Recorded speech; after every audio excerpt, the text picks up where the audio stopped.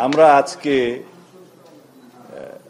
5টা সংস্কার কমিশনের প্রতিবেদনের উপরে বিএনপির পক্ষ থেকে আমাদের মতামত, তারা যে স্প্রেডশিট আমাদেরকে দিয়েছিলেন সেটা এবং বিস্তারিত মতামত তার উপরে দুটোই একসাথে দিতে এসেছি। কয়েকটা বিস্তারিত মতামত আমরা কয়েকদিন পরে সাথে সংযুক্ত করব, সেটা ওনাদের সাথে আলাপ হয়েছে।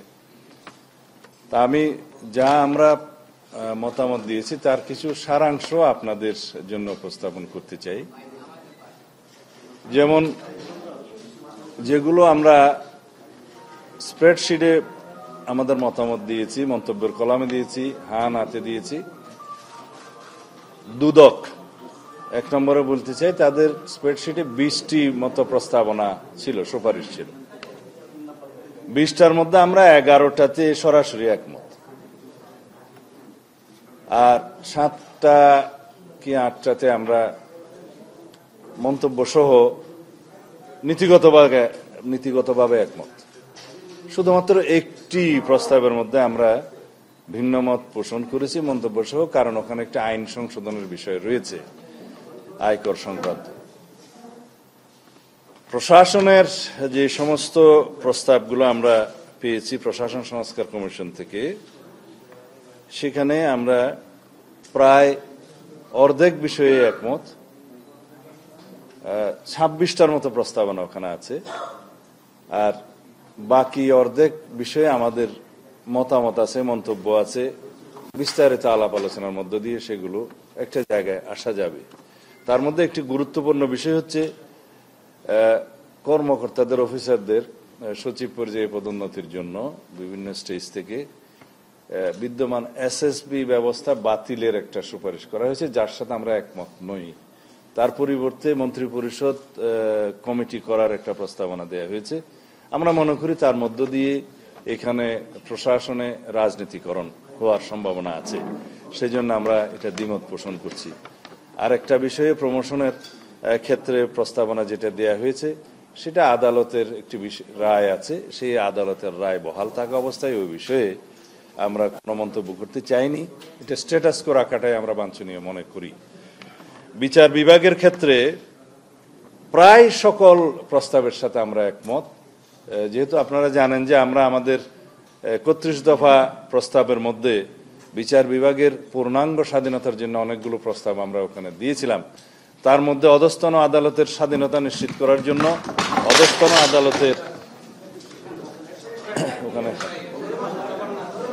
অধস্তন আদালতের নিয়ন্ত্রণ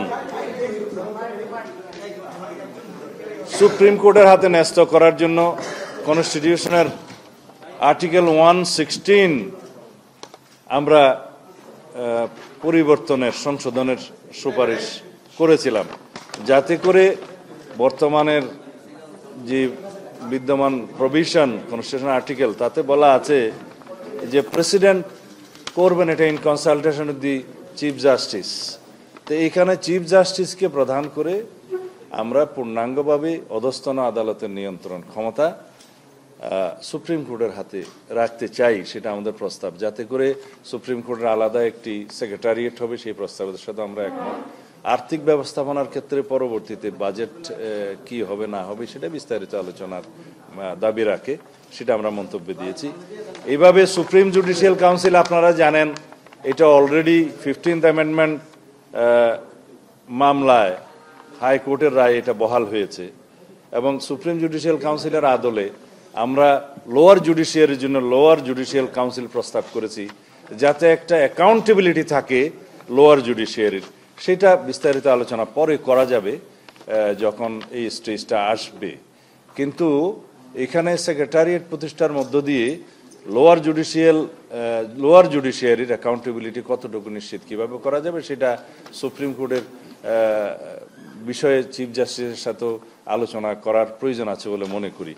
আর অন্যান্য বিষয়ে জুডিশিয়ারির পূর্ণাঙ্গ স্বাধীনতার জন্য যে সমস্ত প্রস্তাব তারা দিয়েছে, সেটা সবগুলোর সাথে আমরা একমত এবং আমাদের নিজস্ব অভিমত আছে। তো বিচার বিভাগের ক্ষেত্রে 4-5টি বিষয়ে আমরা একটু মন্তব্য সহকারে অন্য মতামত দিয়েছি, সেটা আলোচনার সময় বিস্তারিতভাবে আলোচনা করা যাবে। আমি আসি এবার নির্বাচন ব্যবস্থা এবং সর্বশেষে আসবো সংবিধানের বিষয়ে। নির্বাচন ব্যবস্থা সংস্কার সংক্রান্ত কমিশনের যে রিপোর্ট, সেই রিপোর্টে দেখা যায় 24টার মতো প্রস্তাব এখানে ওনারা দিয়েছেন, যার মধ্যে 27টির মতো প্রস্তাব দিয়েছেন নির্বাচন ব্যবস্থা সংস্কার সংক্রান্ত কমিশনের রিপোর্টে। তাতে অধিকাংশ প্রস্তাব সংবিধান সংশোধনের সাথে সংশ্লিষ্ট। তা আমরা ঠিক বুঝতে পারিনি যে নির্বাচন কমিশন সংক্রান্ত অথবা নির্বাচন ব্যবস্থা সংক্রান্ত কমিশনের রিপোর্টে কিছু কিছু বিষয়ে সংবিধানের সংশ্লিষ্টতা আছে, কিন্তু অধিকাংশ ক্ষেত্রে যেগুলো দেখা যায় যে নির্বাচনী সংস্কার কমিশনের কাজ নয়, নির্বাচন ব্যবস্থা সংস্কার কমিশনের কাজ নয়, সেখানে রিপোর্টে এসছে। এটা ওনারা ভালো এক্সপ্লেন করতে পারবেন। তা আমরা সেই বিষয়গুলো সংবিধান সংস্কার বিষয়ক রিপোর্টের মধ্যে আমরা মতামত দিয়েছি। এখানে সেটা শুধু উল্লেখ করেছি যেগুলো সংবিধান সংশ্লিষ্ট বিষয়, ওখানে আমরা মতামত দিয়েছি। একটি বিষয়ে আমরা ওখানে আমাদের মতামত পজিটিভলি দিয়েছি, কিন্তু নির্বাচন অনুষ্ঠানের সাথে সংশ্লিষ্ট নির্বাচন কমিশনের ক্ষমতাকে খর্ব করার জন্য এই সংস্কার কমিশন কিছু রিপোর্ট দিয়েছে, প্রতিবেদন দিয়েছে, যেগুলো আমরা মনে করি নির্বাচন কমিশনের স্বাধীনতার মধ্যে হস্তক্ষেপ, এবং যেগুলো আমরা মনে করি নির্বাচন কমিশনের এখতিয়ারের মধ্যেই থাকা দরকার। যেমন একটি হলো যে এনআইডি যদি আলাদা কোনো স্বতন্ত্র কোনো প্রতিষ্ঠানের কাছে দেয়া হয়, তাহলে নির্বাচন কমিশনকে বারবার এনআইডি বিষয়ক সমস্ত সহযোগিতার জন্য অন্য প্রতিষ্ঠানের কাছে যেতে হবে। তার চাইতে বর্তমানে যে বহাল আছে, অবশ্য একটা আইন আছে, এটা আওয়ামী লীগের সময় করেছে, যে এনআইডির কার্যক্রম স্বরাষ্ট্র মন্ত্রণালয়ের অধীনে নিয়ে যাওয়া হয়েছে। আইনটি এখনো বাতিল করা হয়নি, বাতিলের জন্য বিবেচনাধীন ছিল। আমরা মনে করি আইনটা বাতিল করে এনআইডির কার্যক্রম পুরোটাই নির্বাচন কমিশনের হাতে রাখা উচিত। আরেকটা বিষয় হচ্ছে ডিলিমিটেশন, এই যে সীমানা নির্ধারণ নির্বাচনী এলাকার, সেটা আইন অনুসারে নির্বাচন কমিশনের এখতিয়ার, এবং নির্বাচন কমিশনের আইন আছে এবং সংশ্লিষ্ট সাংবিধানিক এখতিয়ার, এবং নির্বাচন কমিশনের সেই আইনে সামান্য একটা প্রিন্টিং মিস্টেক ছিল, সেটা আমরা মাননীয় প্রধান উপদেষ্টার হাতে দিয়েছিলাম, নির্বাচন কমিশনের সাথে আলাপ করেছিলাম, আইন মন্ত্রণালয়ে বিষয়টি গিয়েছে, কিন্তু সেটা এখনো সংশোধন হয় নাই।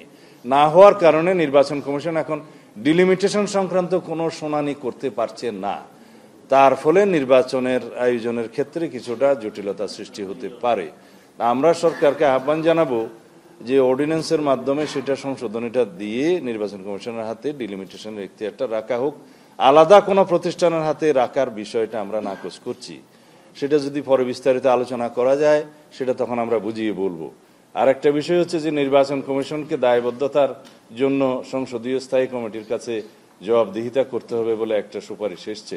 তাতে আমরা মনে করি যে নির্বাচন কমিশন বর্তমানে যারা আছে এবং ভবিষ্যতে যারা আসবে, তারা তাদের দায়বদ্ধতার জায়গাটা স্ট্যান্ডিং কমিটি পার্লামেন্টের কাছে না রেখে বিদ্যমান যে ব্যবস্থা আছে, যে সুপ্রিম জুডিশিয়াল কাউন্সিলের আওতাধীন আছে, যে একজন সুপ্রিম কোর্টের বিচারক যেভাবে অপসারিত হয়, সেই একই প্রক্রিয়াটা নির্বাচন কমিশন এবং আরও দুই একটা সাংবিধানিক প্রতিষ্ঠানের ক্ষেত্রে প্রযোজ্য। আর্টিকেল 96 অব দি কনস্টিটিউশনে সেটা বলা আছে, এবং নির্ধারিতভাবে 118 অনুচ্ছেদেও বলা আছে সংবিধানের, নির্বাচনী আইনের মধ্যেও সেটা থাকতে পারে। তো সেই হিসাবে আরও একটা, যেখানে বড় অথরিটির কাছে অ্যাকাউন্টেবিলিটিটা আছে, সেখানে পার্লামেন্টের স্ট্যান্ডিং কমিটির কাছে, যেটা অনেকটা রাজনৈতিক সভা হিসেবে আমরা মনে করি, সেখানে নির্বাচন কমিশনের মতো স্বাধীন সাংবিধানিক প্রতিষ্ঠানের জবাবদিহিতা রাখাটা উচিত মনে করছি না আমরা। তো এইবার আসি সংবিধান সংক্রান্ত। সংবিধানের প্রথমেই স্প্রেডশিটে যেটা থাকা উচিত ছিল যে প্রস্তাবনা, সেই বিষয়টা ওনারা স্প্রেডশিটে উল্লেখ করে নাই, যেটা 1 নম্বরে থাকা উচিত ছিল। সংবিধানের সবচাইতে গুরুত্বপূর্ণ এবং একটি প্রথম পৃষ্ঠার অংশ হচ্ছে প্রস্তাবনা, প্রিয়াম্বল নামে আমরা যেটাকে চিনি। সেটা পুরোপুরি পরিবর্তনের বা সংশোধনের একটা প্রস্তাব আছে, অনেকটা রিরাইটিং এর মতো, যেখানে 1971 সালের স্বাধীনতা যুদ্ধের সাথে 2024-এর গণ অভ্যুত্থানকে এক কাতারে নিয়ে আসা হয়েছে, যেটা সমুচিত বলে আমরা মনে করি না। এটাকে অন্য জায়গায় রাখার বা তফসিল অংশে রাখার বা স্বীকৃতি দেওয়ার বিভিন্ন রকমের সুযোগ আছে, সেটা আলাপ আলোচনার মধ্যে দিয়ে আমরা পরে প্রকাশ করব। কিন্তু সেই প্রিয়াম্বলটা আমরা চাই, যেটা পঞ্চদশ সংশোধনের পূর্ব অবস্থা, যেটা 5th অ্যামেন্ডমেন্টের পরে গৃহীত হয়েছিল বাংলাদেশের জনগণের সকল অভিপ্রায় অনুসারে, সেই জায়গায় বহাল থাকা উচিত।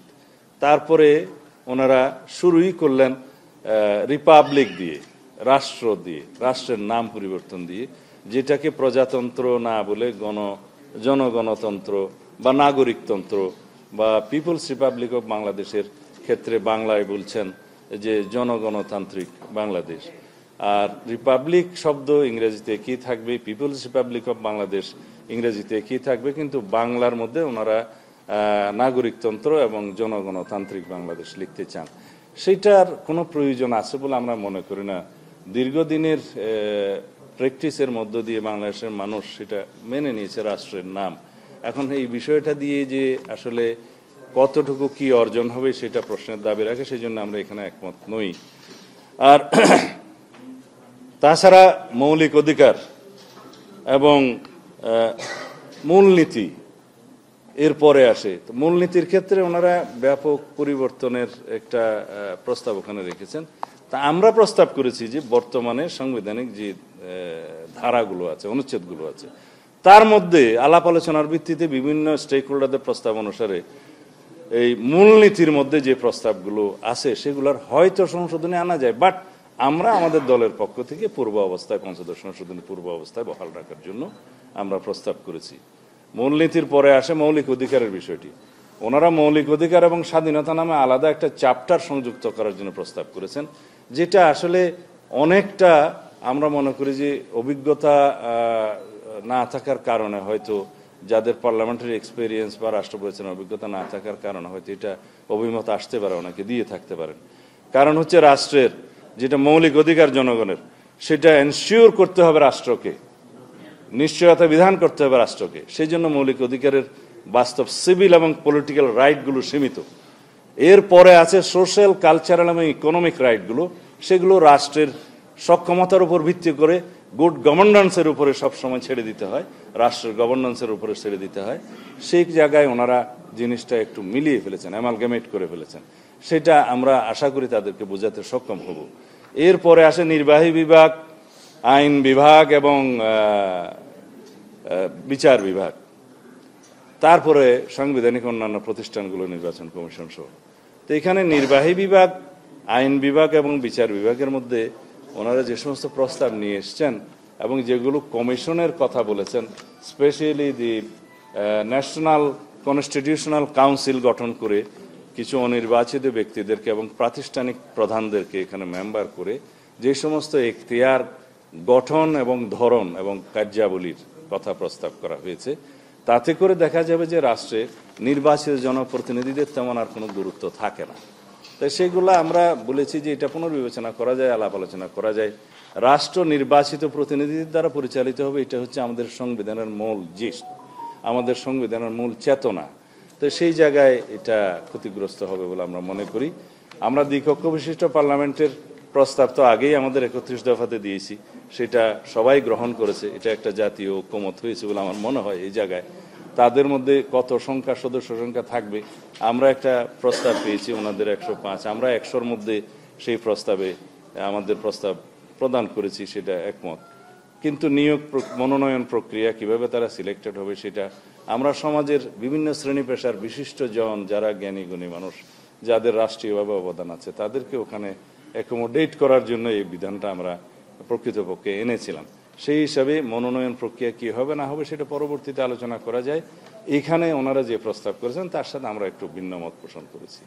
এছাড়া মহিলাদেরকে আরও বেশি ক্ষমতায়ন করার জন্য, নারীদের ক্ষমতায়ন করার জন্য সাংবিধানিকভাবে আমরা সংসদীয় আসন বিদ্যমান যে 50 আছে সেখান থেকে 100-তে উন্নীত করার প্রস্তাব করেছি এবং সেটারও মনোনয়ন প্রক্রিয়া বিদ্যমান ব্যবস্থায় যেভাবে আছে সেভাবে রাখাটা আমরা সমীচীন মনে করি। এখানে ওনাদের সাথে আমাদের ভিন্ন মত আছে মনোনয়ন প্রক্রিয়া বা সিলেকশন প্রসিডিউরের মধ্যে। মোটামুটি এগুলোই যে সংবিধানের প্রায় শতাধিক প্রস্তাবের মধ্যে এখানে স্প্রেডশিটে মাত্র কতটা এসছে, 57টা মনে হয় এসছে স্প্রেডশিটে। তো সেই জায়গায় আমরা মনে করি যে বিস্তারিত প্রতিবেদন দেওয়ার আমাদের প্রয়োজন আছে। এই বিস্তারিত প্রতিবেদন আমরা সংবিধানের স্প্রেডশিটের সাথে সংযুক্ত করেছি।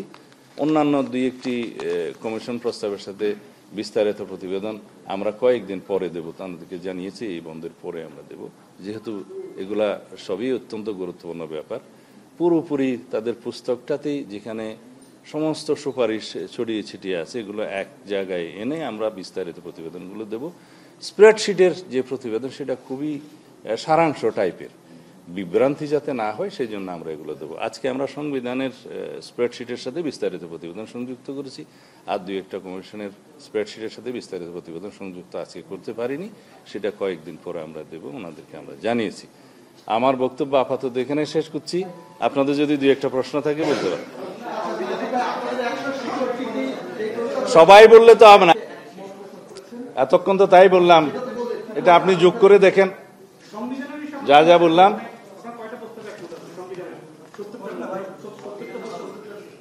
সংবিধানে 100-রও অধিক পূর্ণাঙ্গ প্রস্তাবে আছে, সুপারিশ মালায় আছে। ওনারা যে পুস্তকটা দিয়েছেন সুপারিশ মালার মধ্যে পৃষ্ঠা নম্বর 45 থেকে 72 পর্যন্ত মোট 28 পৃষ্ঠায় যে প্রস্তাবগুলো দিয়েছে সেখানে 105টার বেশি প্রস্তাব আছে, কিন্তু স্প্রেডশিটে ওনারা দিয়েছেন কেবল, হয়তো আমি তো অতটা পাইনি, আমি আর একটু কম পেয়েছি, 57টি পেয়েছি আমি, তো এটা এখন বলেছি একটু আগে। তো সেইখানে আমরা মতামত দিয়েছি, এটা আপনারা ওনার কমিশনের কাছে জানতে চাইতে পারেন যে কোনটাতে আমরা কি কি দিয়েছি। সবগুলো তো মুখস্থ নেই, আমরা ওখানে দিয়েছি প্রায় যেগুলো একমত হওয়া উচিত ওখানে আমরা একমত হয়েছি, আর যেগুলো আমাদের ভিন্ন মতামত দেওয়া প্রয়োজন মন্তব্য সহকারে আমরা দিয়েছি। মোটামুটি আমরা পুরোপুরি সহযোগিতার মধ্যে আছি। এই না, সংবিধানের প্রস্তাবনা যেটা প্রিয়াম্বল নামে বেশি সবাই চেনে আর কি, এইখানে ওনারা 1971 সালের স্বাধীনতা যুদ্ধের সাথে একই কাতারে 2024 সালের গণ অভ্যুত্থানকে নিয়ে এসছেন, যেটা আমরা মনে করি সমীচীন নয়, আগের প্রিয়াম্বলেই থাকা উচিত। 2024 সালের গণ অভ্যুত্থানের অংশটি আমরা সংবিধানের অন্য জায়গায় কিভাবে তফসিলে, চতুর্থ তফসিলে অ্যাকোমোডেট করা যায় সেটা পরে আলোচনা করা যায়। এখানে গভর্নমেন্টের কোনো লেজিটিমেসির অভাব আছে বলে আমরা মনে করি না। এটা সাংবিধানিকভাবেই এই সরকার গঠিত হয়েছে। আর্টিকেল 106 অনুসারে সুপ্রিম কোর্টের মতামতের ভিত্তিতে অ্যাডভাইজারি রোল হিসাবে যেটা আছে সেটার ভিত্তিতে এই সরকার শপথ গ্রহণ করেছে। দে আর ভেরি মাচ লেজিটিমেট। তারপরেও যদি লেজিটিমেসির কোনো সন্দেহ থাকে সেটার জন্য পরবর্তীতে সংবিধানে আমরা যখন অনেকগুলো সংশোধনী এবং রেটিফিকেশন আসবে তখন চতুর্থ তফসিলে সেটা অ্যাকোমোডেট করার একটা ট্রেডিশন আছে আগের থেকে বিভিন্ন সময়, যেটা ট্রানজিশনাল পিরিয়ডে যেটা হয় আর্টিকেল 150 অনুসারে সেই প্রভিশনটা সংবিধানে আমাদেরকে দেয়া আছে, সেই হিসাবে সেটা অ্যাকোমোডেট করা যাবে। আমরা সবাইকে ইনক্লুসিভ করেই এই রাষ্ট্র ব্যবস্থাটা সাজাতে চাই, বৃহত্তর রাষ্ট্রীয় কাঠামোগুলো সংস্কার করতে চাই, একটি শক্তিশালী গণতান্ত্রিক রাষ্ট্র বিনির্মাণের জন্য, বৈষম্যহীন এবং সত্যিকারভাবে একটি সুশাসন বা ন্যায় বিচার ভিত্তিক বাংলাদেশ গঠনের জন্য, যেখানে সবারই মর্যাদা থাকবে, সাম্য থাকবে।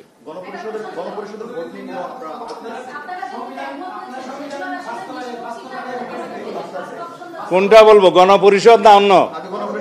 আচ্ছা, গণপরিষদ নিয়ে আমি অনেক বক্তৃতা দিয়েছি।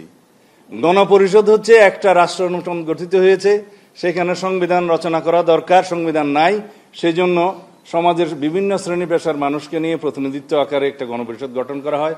নির্বাচনের মাধ্যমে হতে পারে, সিলেকশনের মাধ্যমে হতে পারে, সেটা বিভিন্ন জায়গায় ট্রেডিশন আছে, এখানে লম্বা আলোচনার সময় নেই। সেই গণপরিষদ একটা সংবিধান প্রণয়ন করে সেটা গৃহীত হওয়ার পরে গণপরিষদের সেই সংবিধানের ভিত্তিতেই আবার একটা নির্বাচন হয় পার্লামেন্টের। এখানে আমাদেরকে রাষ্ট্র নতুন হয়েছে, আমরা এখন কত বছর, 53-54 বছরের পুরাতন রাষ্ট্র, আমাদের একটা সংবিধান আছে, সেই সংবিধানের হয়তো গণতান্ত্রিক চরিত্রটা বিনষ্ট হয়েছে, যার সাথে আমরা একমত নই, যার জন্য রাষ্ট্রীয় কাঠামো এবং গণতান্ত্রিক কাঠামোগুলো আমাদের বিনির্মাণ করা দরকার নতুনভাবে। সেই জন্য আমরা সংবিধানের ব্যাপক সংশোধনী এনেছি। যারা এই গণপরিষদের দাবি করছে তারাও তো 69টা প্রস্তাব দিয়েছে সংশোধনী, আমরা হয়তো তাদের চেয়ে একটু কম দিয়েছি। এগুলো আলোচনা করে আমরা একটা বৃহত্তর ঐক্যমতের ভিত্তিতে এসে সংবিধানে একটা ব্যাপক সংশোধিত সংবিধান পেতে পারি। সেই সংবিধানকে তারা নতুন সংবিধান বলতে পারে, আমাদের তো আপত্তি নেই, এখানে গণপরিষদের কোনো প্রয়োজন নেই। এখন তারা সেই রিপাবলিককে নতুন রিপাবলিক তাদের নামে ডাকতে পারে, আমাদের আপত্তি নেই, কিন্তু সেই আইডিয়াটা পুরো জাতির উপরে ইম্পোজ করাটা কতটা যুক্তিসঙ্গত সেটা আলোচনার দাবি রাখে।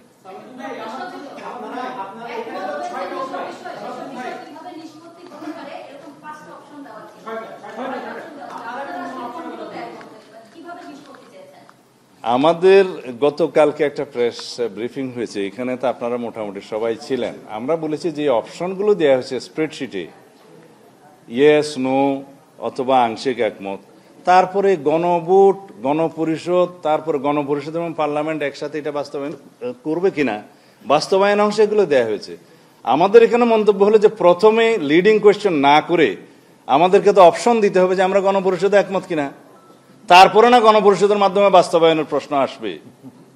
বা গণভোটের বিধানটা আছে আর্টিকেল 142 অফ দি কনস্টিটিউশন, সেখানে বলা আছে যে আর্টিকেল 8, আর্টিকেল 48, আর্টিকেল 56 এবং আর্টিকেল 142 ইটসেলফ, এগুলো যখন সংশোধিত হবে তখন গণভোটের প্রয়োজন হবে। যদি নতুন সংবিধানে আলাপ আলোচনার মধ্য দিয়ে আরো কোনো প্রভিশন যদি এই গণভোটের অধীনে নিয়ে আসা হয়, সেটা তখন দেখা যাবে, সেই সমস্ত ক্ষেত্রে গণভোটের কথা আসতে পারে। এখন গণভোট যদি প্রথমে দিয়ে কোনো সংবিধান গ্রহণের ক্ষেত্রে যদি জাতি একমত হয়, সেটা আলাদা প্রশ্ন। কিন্তু আমরা মনে করি আগে সংসদ নির্বাচন করা উচিত, গণভোট নির্বাচন নয়।